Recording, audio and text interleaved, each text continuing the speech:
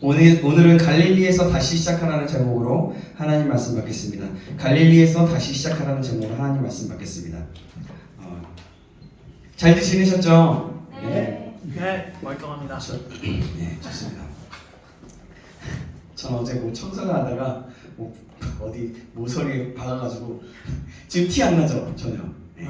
여기가 지금 여기 거의 막 피가 줄줄 나도록 아이고. 거의 찢어진 정도 됐었어요. 근데 다행히도 하나님 기도하면서 이렇게 하니까, 그리고 붙였더니 막 떨어지더라고요. 그래서 그냥 약만 바르고 잤거든요. 그랬더니 또 이렇게 잘 티 안 나게 네, 그랬던 것 같습니다. 여러분들 어떻게 크고 작은 일들 가운데서 어떻게 보내는지 모르겠습니다. 여러분들의 삶 가운데 정말 부활의 주님께서 역사하셨고 또 승리하셨기를 전 간절히 소망하면서 기도했어요. 여러분들이 그러하기를 또 소망하면서 계속 기도하겠습니다. 끝까지 함께 나아가길 소망합니다. 여러분, 갈릴리는 베드로에게 어떤 장소였을까요? 갈릴리는 베드로에게 도피의 장소이기도 했고요, 침체의 장소이기도 했고, 절망의 장소이기도 했습니다.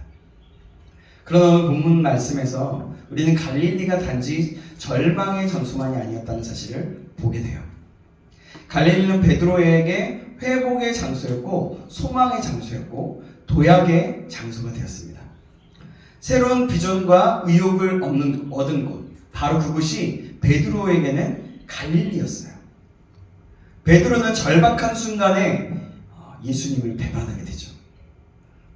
닭이 울기 전에 네가 나를 3번 부인하리라.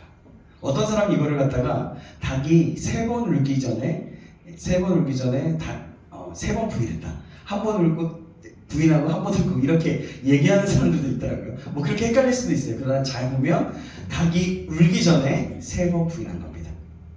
어쨌든 급박하고 두려운 상황 속에서 그는 주님을 부인했어요. 그리고 다시 먹고 살기 위해 익숙한 갈릴리 바닷가로 돌아왔습니다.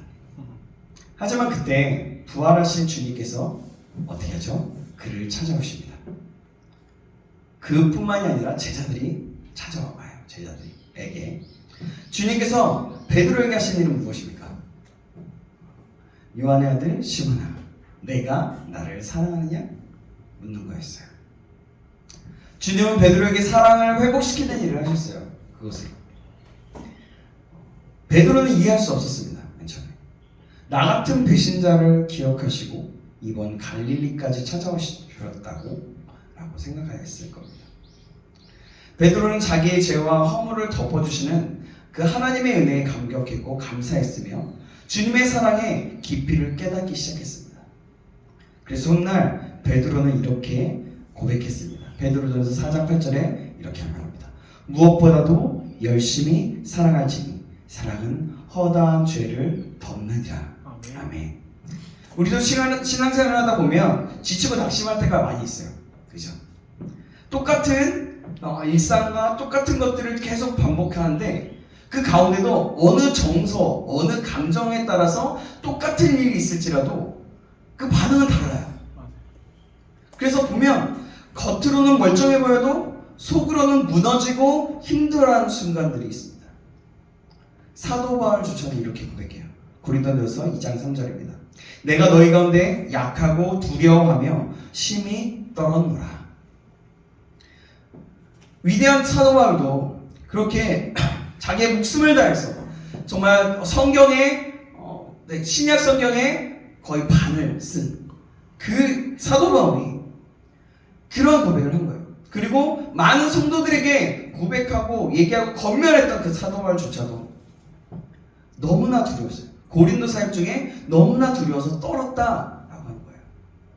우리도 때로는 인생의 갈릴리, 또 실패와 좌절의 바닷가에 서 있을 때가 있습니다. 한 소년이 바람 부는 밤에 작은 촛불 하나를 켜고 있었어요. 세찬 바람이 촛불은 위태로웠습니다. 누군가가 말했습니다. 그 작은 불빛으로 어두움을 이길 수 있겠니? 소년이 대답해요. 이 작은 불이 꺼지지 않는다면 내게 희망이 있어요. 이 불이 밝혀주기 때문에 작더라도 우리의 신앙도 그래요. 작고 위태로워 보여도 주님이 붙으시면 주님이 나와 함께 하시면 다시 타오를 수 있는 거예요. 아멘. 베드로에게 가장 큰 아픔이 무엇이었겠어요? 결정적인 순간에 예수님을 배반했다는 거예요. 나는 예수를 몰라요. 내가 모른다니까. 저주하면서 자신을 저주하면서까지 그렇게 예수님을 배신합니다. 근데 그 놀라운 건 그 순간에 닭이 울면서 예수님의 눈과 눈이 마주쳤다는 거예요. 그래서 자신이 얼마나 큰 죄를 범하였고 예수님께 하지 못할 그런 배신을 했는지 알게 되었다는 거예요. 그리고 사랑하는 주님을 잃어버렸다는 절망감이었습니다. 나는 이제 아무것도 아니다. 나는 이제 그럼 나는 아무것도 아니야. 할 수 없어. 허무감과 좌절이 베드로를 짓눌렀을 것입니다. 우리 역시 이런 상황을 경험할 때가 있어요. 잠 못 이루고 눈물 흘리고 마음 아파서 답답해질 때가 있습니다. 그러나 사랑하는 여러분, 아무리 큰 그 갈릴리의 절망이 우리를 삼켜도 주님과 깊은 관계를 맺고 있다면 우리는 다시 일어설 수 있습니다. 아멘? 아멘. 여러분 이거 중요한 거예요. 아멘. 주님이 함께 하시면 다시 소망을 얻고 새 힘을 얻게 됩니다. 아멘. 저는 오늘 본문 말씀을 통해서 여러분에게 이런 축복이 있기를 간절히 소망합니다. 예수님은 부활하신 후에 베드로와 제자들에게 3번이나 나타나셨습니다. 그런데 그들을 비난하지 않아요. 평강이 너에게 있을지어다. 오히려 평강과 평안을 빕니다. 여러분, 근데 우리가 실수를 두려워하는 이유가 뭡니까? 실수하면 비난이 두렵기 때문입니다. 실수하면. 그러나 예수님은 제자들의 실수를 지적하거나 책망하지 않으셔요. 왜냐하면 그들에게 필요한 것은 비판이 아니라 새로운 비전과 위로였기 때문입니다. 예전에 제가 청소년부 사역하고 청년부 사역을 하면서 경험했던 것들이 몇 가지 있었던 것 같은데요.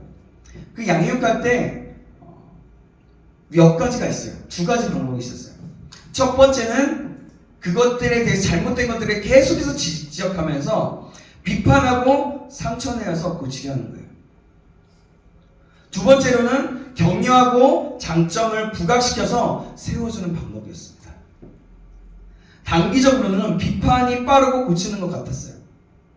그래서 그때 되면 근데 놀라운 건 뭐냐면 그때 되면 그 사람이 네 그러면서 멍해지면서도 그 순간에 해버리는 어쨌든 했지만 석연치 않고 되게 힘들어하는 모습을 보았던 것 같아요. 그래서 그렇게 고치는 것 같지만 장기적으로는요 사랑과 격려가 사람을 진정으로 변화시키는 길인 것을 알게 돼요. 아멘. 사람은 시간이 필요합니다. 햇볕과 물을 주어야 꽃도 피고 열매를 맺죠. 그죠? 제가 여기 여러분 한 칸 제가 얘기는 안 했는데 혹시 리모컨 있어요? 하나 넘겨주실래요? 네, 여기 보면요 도라지와 사루비아 나무가 있어요. 꽃이 있어요. 근데요 도라지는요 어떻게 하냐면 이렇게 뿌리가 있잖아요. 그래서 우리가 뿌리를 먹지만 향기는 없어요. 그죠? 시루비아는 뿌리는 먹을 수 없지만 향기로 그 온방을 가득 채워주기도 합니다. 각자의 역할과 각자의 지금 우리 성경으로 말하자면 그 달란트가 다른 거예요. 은사가 다른 거예요. 우리도 그러니까 그런 거죠. 서로의 약점을 들추기보다 장점을 발견하고 살려주어야 한다는 거예요. 아멘. 제가 이것을 준비하면서 여태껏 살아오면서 그런 것을 알면서 이렇게 사용했는데 그러면서 제가 요즘에 고민하고 기도했던 것들이 있거든요. 그 고민했던 계속 기도하고 또 정말 얘기해줘야 될 때 정확하게 한 번씩 얘기해줘야겠구나. 감정이나 어떠함을 얘기하지 않고 좀 더 기다려주고 기도해야 되겠구나 라는 생각을 하게 됐던 것 같습니다. 여러분, 히브리의 원어를 보면요, 사랑의 반대는 살인이라고 합니다. 사랑하지 않으면 비판하고 죽이는 것과 같다는 거죠. 여러분, 근데 예수님의 방법은 무엇입니까? 문제를 폭로하지 않고 그냥 덮어주셨습니다. 예수님은 갈릴리 바닷가에 찾아오셔서 근본적인 해결을 시작하셨어요. 그것은 깨어진 신뢰관계의 회복이었습니다. 우리가 가장 큰 문제는 물질이나 우리의 삶 속에서 물질의 문제나 어떤 상황의 문제가 아니에요. 여러분, 그것은 부수적인 어떠한 하나의 나타나는 것에 불과해요. 그게 뭐 때문에 그런 거냐면, 여러분, 예수님과의 관계가 깨어졌기 때문이에요. 내가 어떤 것들을 잘하다가 잘하고 있다가 갑자기 이거 어떤 것을 어떤 사건이나 어떤 누구의 어떤 말씀이나 어떤 것을 통해서 갑자기 나에게 뒤통수를 딱 치는 것 같고 내가 싫어하는 뭔가를 또 뭔가 딱 지적하고 만져지면 그때에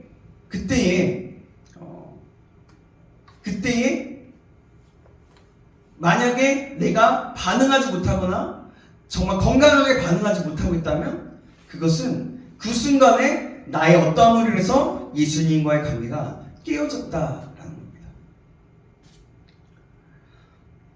노벨 문학상 후보를 받았던 고은 시인이라는 분이 계신데요.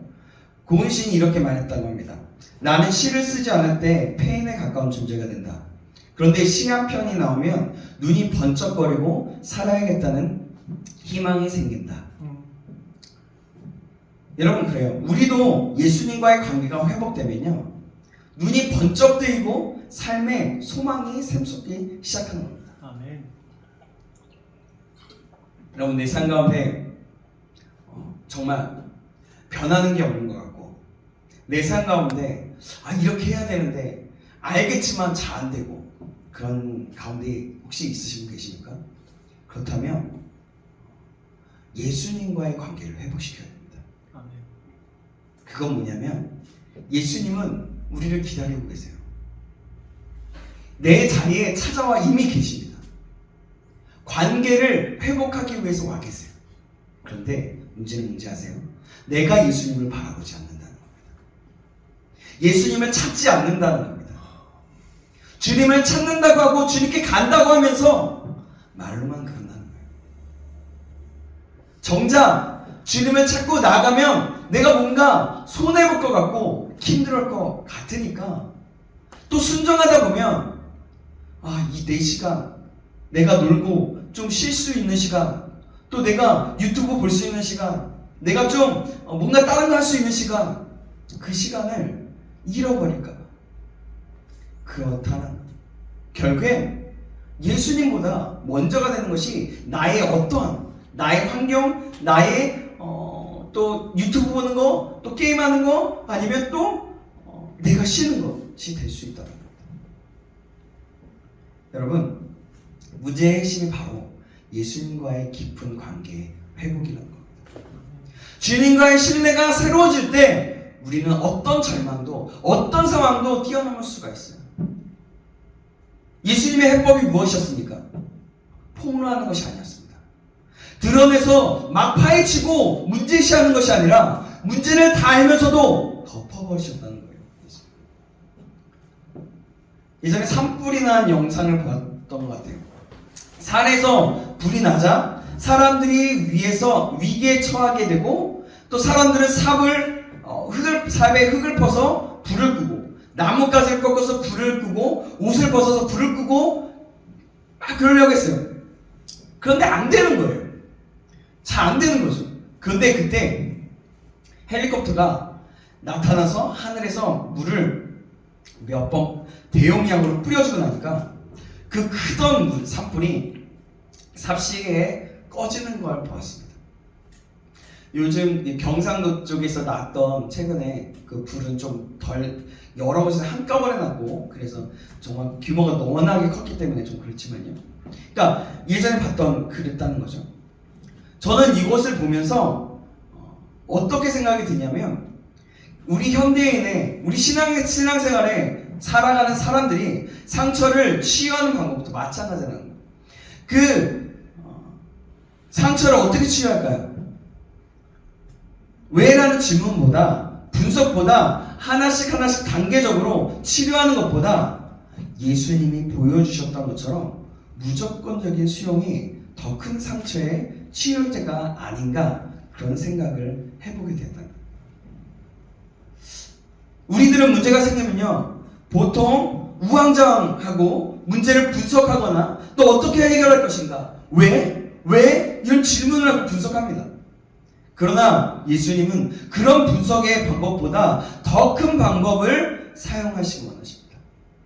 우리가 실제로 분석을 하다 보면 문제가 닥쳤을 때 장애물이 있을 때 부응해야 하는데 쉽게 도약하지 못하는 이유가 있다고 합니다.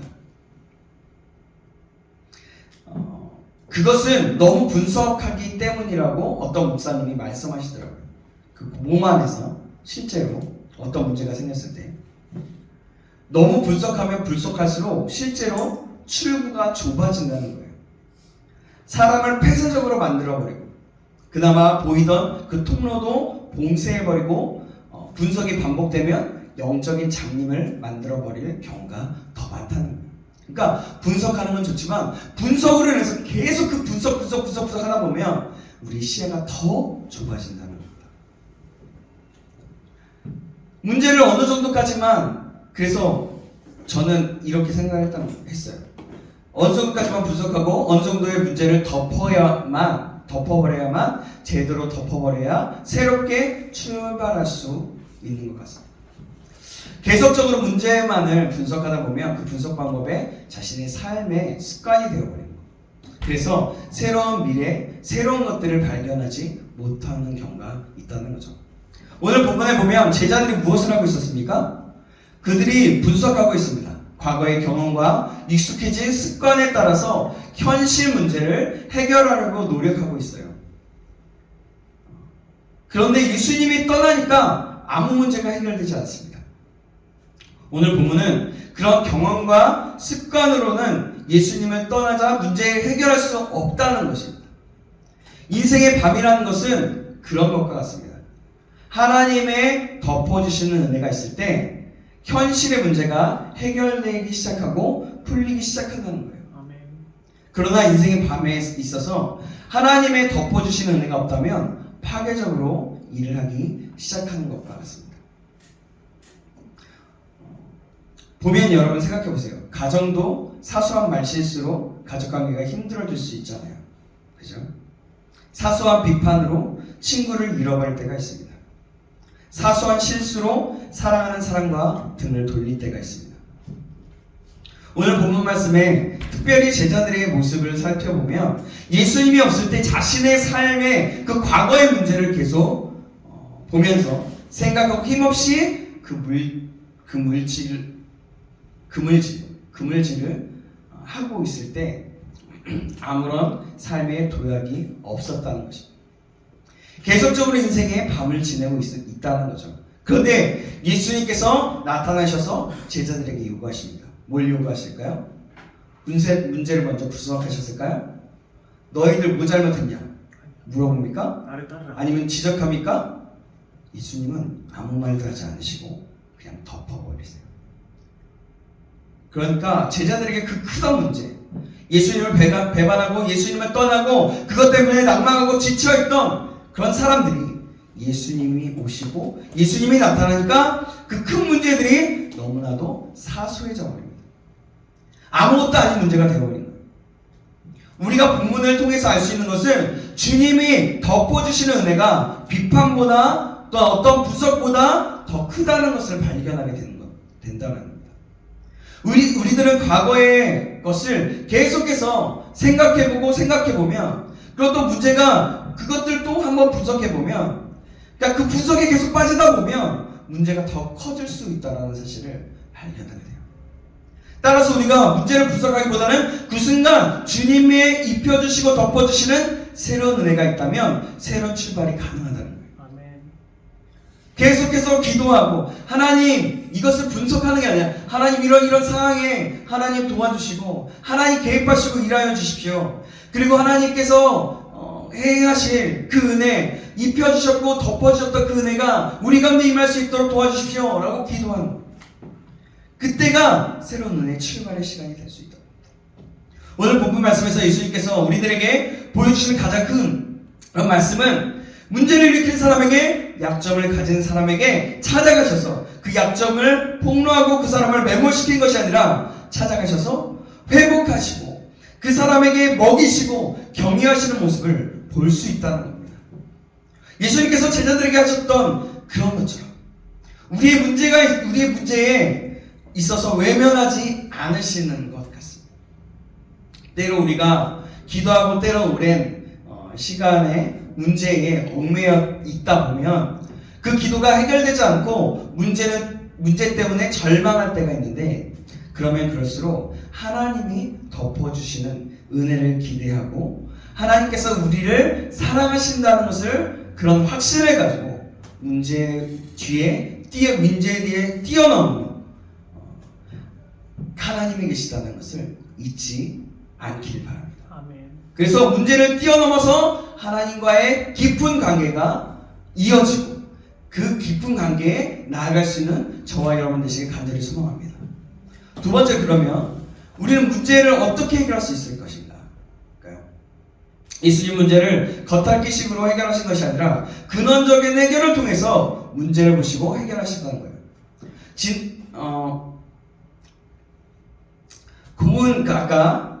고운 그 시인이 말했습니다. 나는 시를 쓰지 않을 때에는 폐인에 가까운 존재가 된다. 그리고 아주 멍청해져 버린다. 그러다가 시 한 편이 나오면 눈이 번쩍거리고 뭔가 살아야겠다는 희망에 차오른다. 제가 왜 고운 시의 말을 할까요? 예수님이 갈릴리에 오셨을 때 문제를 해결하는 방법은 가장 근원적인 방법으로 문제를 해결했다는 거예요. 조미료를 쳐서 해결하는 것이 아니라 근본적인 방법으로 문제를 해결할 수 있다는 겁니다. 예수님께서 갈릴리에 오셔서 그 문제를 해결하는 근원적인 방법이 바로 깨어진 그 신뢰관계 회복이었어요. 아까 얘기했죠? 우리에게도 가장 필요한 것이 바로 예수님과의 이런 신뢰관계 회복입니다. 내가 예수님에 대한 철저한 신뢰와 그분과의 깊은 관계, 그 올바른 관계를 가질 때, 또 순결한 관계, 이런 것들이 있으면 새로운 변화가 생기고 눈이 번쩍이고 뭔가 해봐야겠다는 소망이 차오른다는 거예요. 그러나 실제로 우리의 삶을 돌아보면 참 더 가지고 싶고 더 있고 싶고 더 소유하고 싶은 것들 때문에 예수님과의 관계가 많이 멀어지는 것 같습니다. 어떻게 보면 우리가 가지고 있는 소유가 하나님과의 관계를 더 막는 것 같은 거죠. 가령 이런 거예요. 제가 카니발을 타고 다니는데요. 저는 카니발을 타고 다니면서 종종 이런 생각을 할 때가 있습니다. 이 카니발 타고 다니다가 더 좋은 차로 바꾸면 어떨까? 이런 생각을 해봤어요. 근데요, 카니발을 타고 다니면서 그리고 이런 생각하면서 제가 만약에 더 나아가서 이런 생각을 하게 된다면, 카니발을 타고 다니면서 카니발에 만족하지 못한다면 여러분 어떨까요? 사실 저는 이 말을 했지만 저는 충분히 카니발 타고 다니는 거 되게 만족하고 있어요. 전혀 문제가 되지 않아요. 우리 가족과 어디 갈 때도 문제가 되지 않죠? 짐을 실을 수도 있고, 그 다음에 또 다른 어떤 여러 사람과 함께 갈 수 있고, 그리고 그 정도면 이 정도 사는 목사가 그 정도면 너무 좋은 거예요. 전 사실 그렇거든요. 아멘. 그런데 제가 왜 이 말을 하냐면, 제가 만약에 더 욕심을 갖고 나아간다면 제가 하나님과의 관계가 어떨까라는 거예요. 그러니까 일반적으로 사람들은 자기가 차를 타면 더 좋은 거를 타고 싶은 소유욕이 생긴다는 거예요. 제가 여기서 하고 싶은 말이, 그러니까 지금 우리가 가지고 있는 것들이 우리의 욕심을 더 부추길 때가 많다라는 것을 설명하고 싶은 거예요. 그러나 여러분, 그런 것들이 필요할 수 있지만요, 욕심으로 나아간다면 그런 필요 없는 욕심들이 예수님과의 관계를 깎을 때가 많다는 거예요. 예수님과 관계가 멀어질 때가 많다는 겁니다.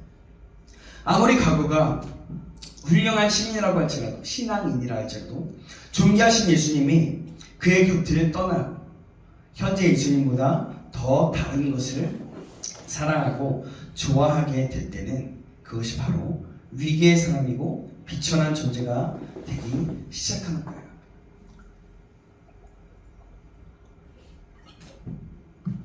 오늘 본문에 예수님이 제자들을 치유했던 방법은 깨어진 관계를 치유하셨던 겁니다. 나와 너희들의 관계가 다시 맺기를 원한다라는 거예요. 따라서 신앙의 문제에 있어서 중요한 것은 신뢰관계, 예배가 바로 회복되어지는 것이라고 보는 거예요. 아멘. 얼마나 많이 가지고 있느냐, 그게 중요한 것이 아니라고 생각한다는 거죠.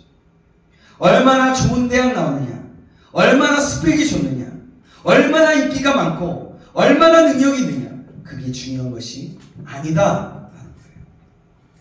실제로 정말 중요한 것은 내가 얼마나 예수님 안에 거하고 얼마나 깊은 예수님과의 그 신뢰관계를 맺고 있느냐, 이것이 가장 중요한 거예요. 내가 예수님의 사랑 안에 얼마나 거하고, 그리고 내가 정말 예수님을 얼마나 확실하게 믿고 있는가, 그것이 중요하다는 겁니다. 아멘. 내가 죽어서 하나님의 나라에 가게 돼서 하나님 앞에 결산할 때에 얼만큼 부끄러움이 있든가, 이것이 중요하다는 거예요. 그래서 현실을 사는 우리는 최선을 다해서 하나님과의 교제와 관계를 맺기 위해 목숨을 다해서 해야 된다는 거예요. 그러나 때로는 우리들은 엉뚱한 것을 가지고 싸울 때가 있어요. 예수님께서는 오늘 본문의 말씀에 제자들이 엉뚱한 문제를 가지고 싸우고 있을 때 정말 중요한 것이 무엇인지를 가르쳐주고 있어요. 사실 오늘 본문에 예수님은 부활하신 후에 제자들을 찾아오는 장면인데, 예수님은 제자들을 찾아오지 않으셔도 되셨어요. 그러나 오늘 본문에 예수님은 제자들을 세 번째 찾아오셨다 라고 말씀합니다. 14절에 나와요. 그리고 예수님은 제자들에게 정말 중요한 것이 무엇인지, 그 중요한 우선순위가 무엇인지를 깨닫게 하시는 거예요. 예수님은 정답을 항상 아시고 계십니다. 그리고 이제 그것을 가르치시기를 원하시는 분이십니다. 우리가 신앙생활을 하다면 세 종류의 신앙의 종류가 있어요. 어떤 사람은 과거 경험 때문에 죽어있는 신앙이 있고, 또 현재에 신경 쓸 일이 많아지기 때문에 대충 현재의 신앙에 만족하는 사람이 있고, 마치 활화산같이 지금 타오르는 신앙이 있습니다. 계속해서 우리가 요한계시록에 보면 라오디아 교회를 찾아볼 수 있어요. 라오디아 교회는 아주 부유한 교회였습니다. 온천이 나와서 주위에 부유했고, 염료가 나와서 환경이 화려했어요. 그리고 안약이 발달해서 지금 다른 지역보다 건강한 사람들이 많았다고 합니다. 그런데 예수님의 평가는 무엇이었습니까? 기억하십니까? 너희 그 가난한 것과 그 벌거벗은 것과 눈먼 것을 알지 못하느냐라고 책망하세요. 예수님의 평가는 전혀 다른 평가였다는 거예요. 예수님께서는 라오디아 교회를 통해서 무엇을 말씀하고 싶은 것이었습니까? 너희가 가지고 있는 그것이 더 위기가 될 수 있고, 너희가 생각하고 있는 부유가 너희를 위협하는 풍랑이 되었다는 겁니다. 라오디아 교회에는 이런 것들 때문에 실은 예수님보다 자기를 의지하고 예수님을 멀리 떠나 있었던 거예요. 우리들은 이런 예수님의 평가를 기억해야 됩니다. 그리고 우리들은 이 시간에 예수님께 정말 이 시간 예수님을 사랑합니다. 더 사랑하고 싶습니다. 그리고 내 인생에 있어서 정말 나를 회복시킬 수 있는 분은 우리 주님밖에 없습니다. 이런 고백들이 이 시간 저와 여러분들에게 있기를 간절히 소망합니다. 여러분, 이런 우리가 나아갈 수 있었으면 좋겠습니다. 기도하겠습니다. 사랑의 하나님,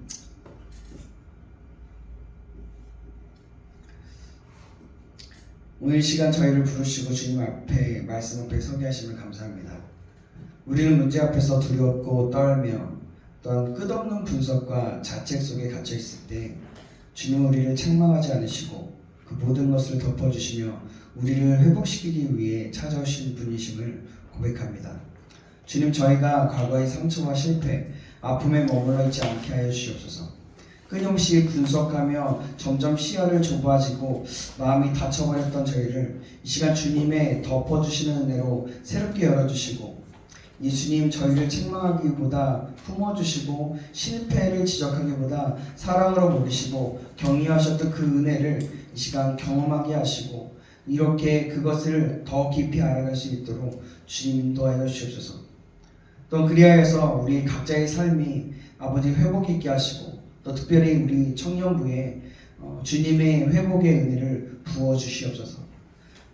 정말 과거의 어떤 아픔에 매이지 않고 주님의 사랑 안에서 다시 도약하는 우리 청년부 될 수 있도록 인도하여 주시옵소서.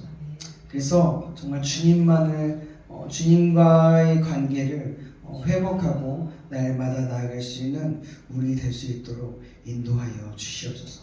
살아계신 예수님의 이름으로 기도합니다. 아멘. 우리 예수 나의 치료자 함께 찬양하시며 같이 기도했으면 좋겠습니다.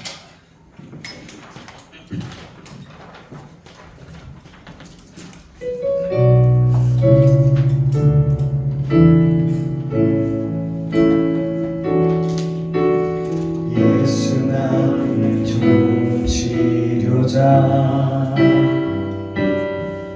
그의 눈이 먼 곳은 나의 슬픔과 고통, 고개 들어 그의 눈을 볼 때에 난 알았네.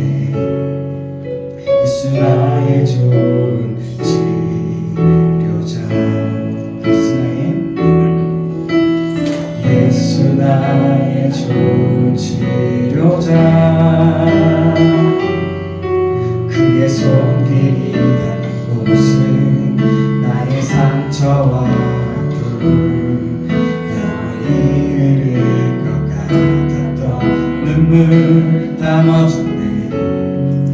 예수 나의 치료자, 난 노래하리라.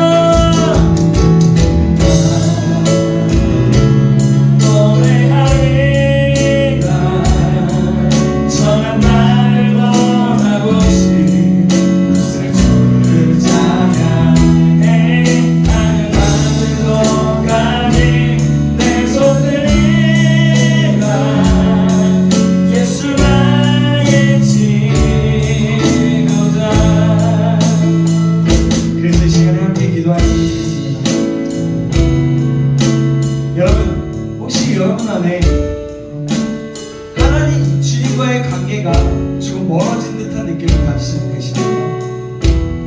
또 주님과의 관계가 잘 안 되는 분 계십니까? 내가 주님을 만나고 싶고 주님을 알고 싶지만 잘 안 되시는 분 계십니까?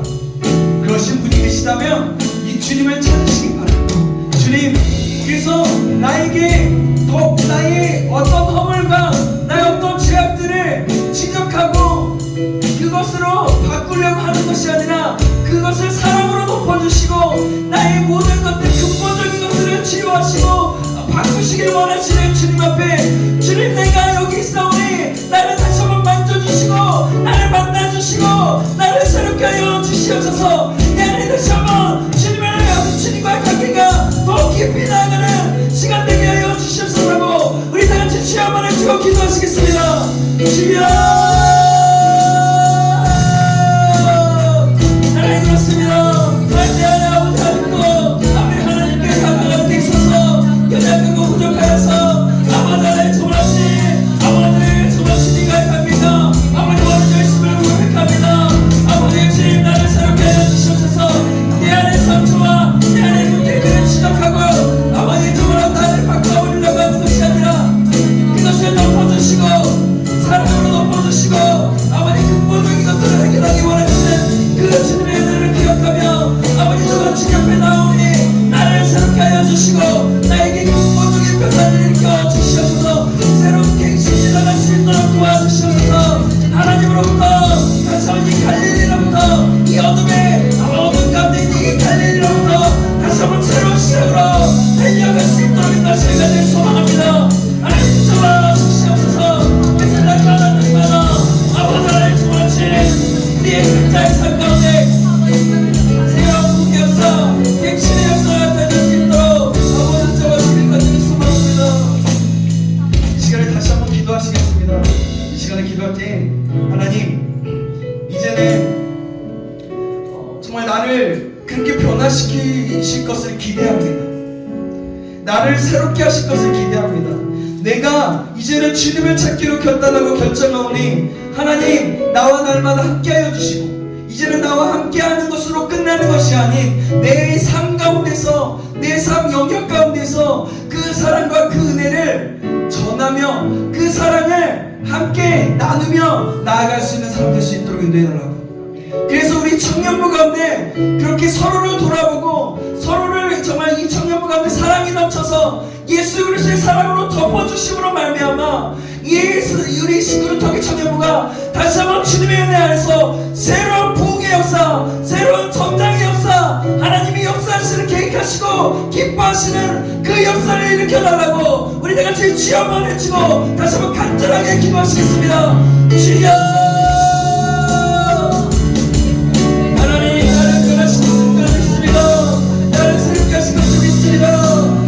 감사합니다. 나를 새롭게 하신 주님을 찬양하며 하나님 나를 깊은 교제와 관계 가운데 들어가 하나님의 사랑을 나누고 주님이 함께 하심으로 말미암아 다시 한번 아버지를 다른 사람에게 내가 있는 그곳에서 주님의 사랑과 그 은혜를 전할 수 있도록 아버지 나를 새롭게 하시고 은혜를 베풀어 주시옵소서.